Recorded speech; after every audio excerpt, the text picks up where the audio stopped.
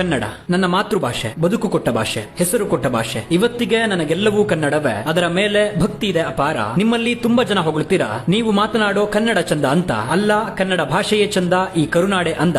ಇದಕ್ಕೇನಂತೀರಾ? ಕದಂಬರು, ಗಂಗರು, ಚಾಲುಕ್ಯರು, ರಾಷ್ಟ್ರಕೂಟರು, ವಿಜಯನಗರ ಸಾಮ್ರಾಜ್ಯದವರು, ಕೆಳದಿಯ ನಾಯಕರು, ಮೈಸೂರಿನ ಒಡೆಯರು, ಹೀಗೆ 10 ಹಲವು ರಾಜವಂಶಗಳು ಆಳಿದ ನಾಡಿದು. ಅವರ ಶೌರ್ಯ ಪರಾಕ್ರಮಗಳು, ಬಿಟ್ಟು ಹೋದ ಇತಿಹಾಸಗಳು, ಕೆತ್ತಿ ಹೋದ ಶಾಸನಗಳು, ಕಟ್ಟಿ ಹೋದ ಕೋಟೆ ಕೊತ್ತಲ ಗುಡಿ ಗೋಪುರಗಳು ಅಪಾರವಾದದ್ದು. ಈ ನಾಡಿನ ಕವಿಗಳ ಕಾವ್ಯಗಳ ಬಣ್ಣಿಸಲು ಪದಪುಂಜಗಳು ಸಾಲದು. ಸಾಹಿತ್ಯ ಕ್ಷೇತ್ರವೆಂಬ ಸಾಗರವನ್ನೇ ಸೃಷ್ಟಿಸಿ ಹೋಗಿದ್ದಾರೆ. ಅದರ ಆಳ ಅಗಲವನ್ನ ಅಳೆಯಲಾಗದು. ಈ ನಾಡು ತನ್ನುದ್ದಗಲಕ್ಕೂ ಹೊಂದಿರುವುದು ಅಪಾರವಾದ ಅರಣ್ಯ ರಾಶಿ. ಅಸಂಖ್ಯಾತ ಪ್ರಾಣಿ ಪಕ್ಷಿ ಜೀವ ಜಂತುಗಳಿಗದು ಕಾಶಿ. ಹರಿದ್ವರ್ಣ ಪರ್ವತ ಪಂಕ್ತಿಗಳನ್ನ, ನದಿ ಜಲಪಾತಗಳನ್ನ, ಕರಾವಳಿ ತೀರವನ್ನ, ಮಲೆನಾಡು ಬಯಲು ಸೀಮೆಗಳನ್ನ ಹೊಂದಿರೋ ಈ ನಾಡಲ್ಲಿ ನೆಲೆಸುವವನೇ ಸ್ವರ್ಗವಾಸ. ಅದೆಂತಹ ಸಂಪದ್ಭರಿತ ನಾಡು ನಮ್ಮದು. ಶ್ರೀಮಂತವಾದ ಭಾಷೆ ಎನ್ನದು. ಹೊಗಳುತ್ತಾ ಗೀಚಿದರೆ ಪುಟಗಳು ಸಾಲದು. ಕನ್ನಡವೆಂಬುದು ಅನಂತವಾದದ್ದು. ಕನ್ನಡವನ್ನ ಬೆಳೆಸುವಷ್ಟು ದೊಡ್ಡವರಾರಿಲ್ಲ, ಬಳಸಲಷ್ಟೇ ಶಕ್ತರು ನಾವು. ಈ ಭಾಷೆಯ ಅಸ್ತಿತ್ವವನ್ನ ಯಾರಿಂದಲೂ ಅಳಿಸಲು ಸಾಧ್ಯವಿಲ್ಲ. ಉಗಮವಾಗಿ ಸಹಸ್ರಮಾನಗಳೇ ಕಳೆದು ಭಾಷೆಯನ್ನ ಕಲಬೆರಕೆ ಮಾಡಿ ಬಹುಭಾಷೆಗಳ ಪದಗಳನ್ನ ಅದರೊಳಗೆ ಹೂಡಿ ಮಾತನಾಡುವುದಾಗಿದೆ ನಮಗೀಗ ರೂಢಿ. ಅದರ ಮಧ್ಯದಲ್ಲೇ ಐತಿಹಾಸಿಕ, ಪೌರಾಣಿಕ,